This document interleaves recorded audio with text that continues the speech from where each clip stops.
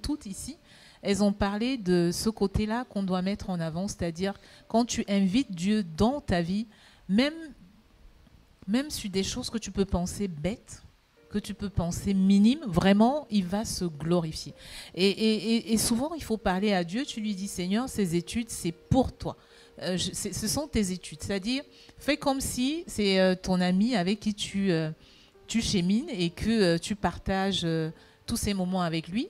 C'est-à-dire, même quand tu dois passer un examen, tu dis Saint-Esprit, c'est ton examen. Et il va vraiment prendre le contrôle de ta vie.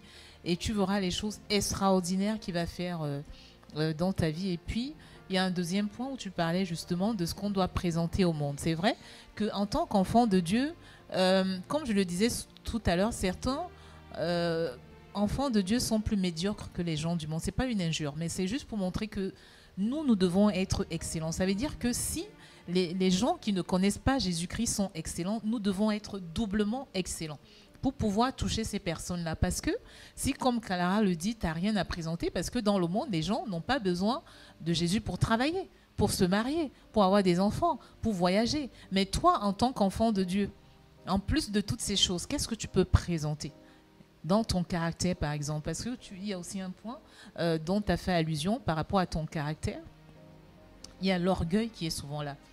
Tu es quelqu'un d'intelligent et tu t'appuyais sur ton intelligence, mais Dieu t'a fait comprendre que non, c'est moi qui t'ai donné l'intelligence et que je peux enlever cette intelligence. Ça revient à un témoignage sur mon parcours aussi dans les formations ou les études que je faisais, ou des moments où j'avais cet orgueil-là, et parfois on ne se rend pas compte. C'est-à-dire on a un petit orgueil où on pense qu'on est supérieur aux autres, on est intelligent, mais ce n'est pas l'humilité en Christ. Même si tu es intelligent, tu dois comprendre que c'est Dieu qui te donne l'intelligence et que tu dois t'appuyer sur lui pour pouvoir avancer.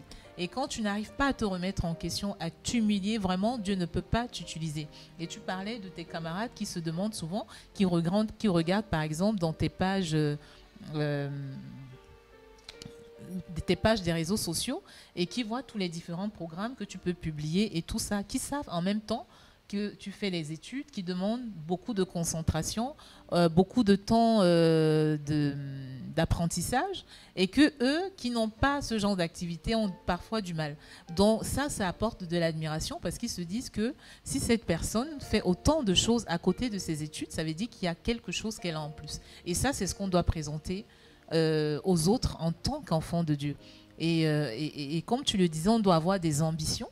Ça ne veut pas dire que tout le monde doit être médecin, mais Dieu dit que excelle dans le domaine dans lequel tu es. Ça veut dire que tu peux mettre un balayeur de rue, mais tu excelles dans ta façon de balayer la rue. Ça veut dire que même quand tu balayes, les gens disent non, la personne fait quelque chose de différent. Cette personne, elle est différente, elle agit différemment.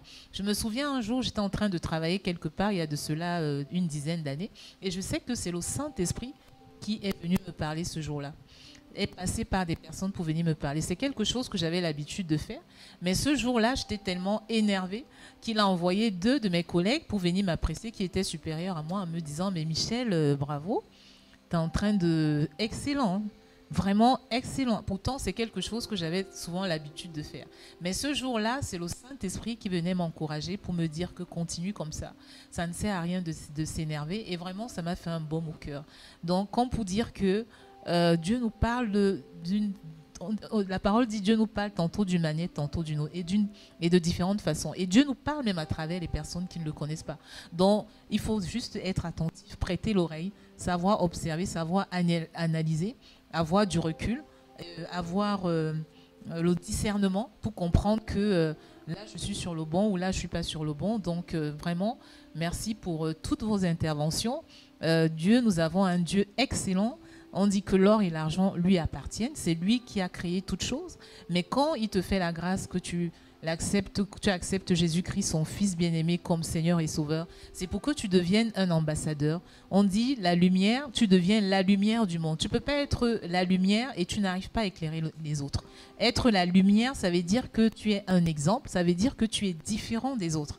Et qu'est-ce que tu as de différent? C'est pas forcément, si tu n'es pas fait pour les grandes études, mais dans le domaine dans lequel il faut déjà connaître le couloir où Dieu t'attend. Est-ce que dans ton couloir, tu es différent des autres? Qu'est-ce que tu apportes aux autres? Est-ce que tu représentes vraiment Jésus-Christ dans le domaine dans lequel il t'appelle? Ça veut dire que même en tant que femme mariée, tu dois exceller dans ton mariage.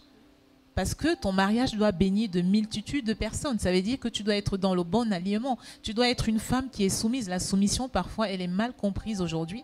Mais tant qu'il n'y a pas le bon alignement dans un couple, ça veut dire que c'est Dieu, Jésus-Christ, le Saint-Esprit, ton mari, la femme et les enfants. S'il n'y a pas cet alignement dans un couple, Dieu ne peut pas exceller dans ce couple-là. Ça veut dire que nous devons exceller dans toutes choses. En tant que femme mariée, on doit voir ton mari. On dit, la femme vertueuse, c'est celle-là que son mari est respecté aux portes de la ville. Ça ne veut pas dire que ton mari doit être un président de la République. Mais quand on voit ton mari, on doit se dire que si cet homme est comme ça, sûrement il est marié à une femme de valeur, à une femme excellente. Quand on voit tes enfants, ils doivent refléter la gloire de Dieu. Tu ne dois pas accepter n'importe quoi dans ton couple ni dans la vie de tes enfants.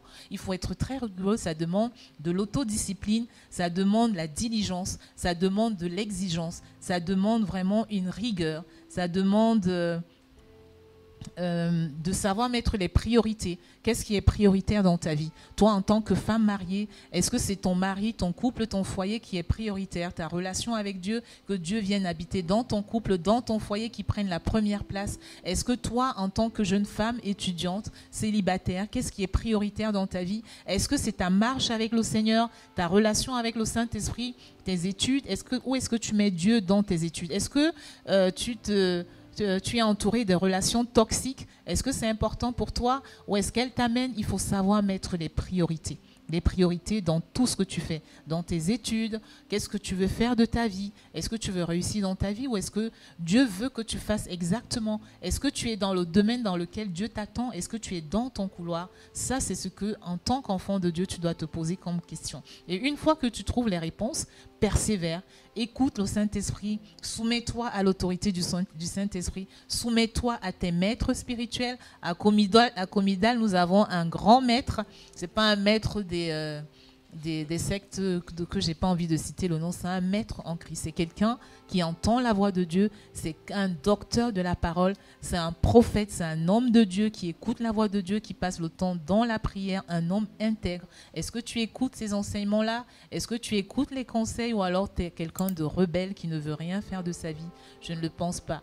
Je pense que tu es un être excellent. Parce que si Dieu a permis que tu acceptes Jésus-Christ comme Seigneur et Sauveur, c'est parce qu'il a un plan parfait pour ta vie.